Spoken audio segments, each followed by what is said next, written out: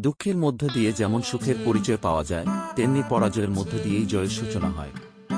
তুমি যদি জীবনে ভিন্ন কিছু করতে চাও, তাহলে কখনোই ভিড়ের অংশীদার হও না। কারণ ভিড় সাহস দেয়, কিন্তু পরিচয় কেড়ে নেয়। সাফল্যের সবচেয়ে বিশেষ বিষয় কি জানো?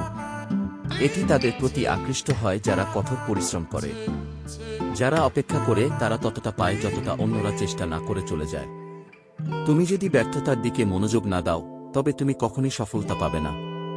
যে জিনিসগুলি তোমাকে চ্যালেঞ্জ করে, সেগুলিই তোমাকে চেঞ্জ করে।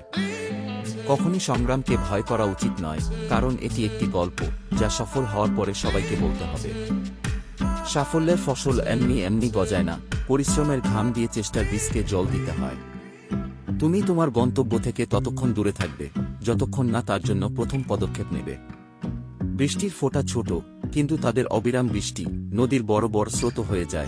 তেমনি আমাদের ক্ষুদ্র প্রচেষ্টাও জীবনে বড় পরিবর্তন আনতে পারে।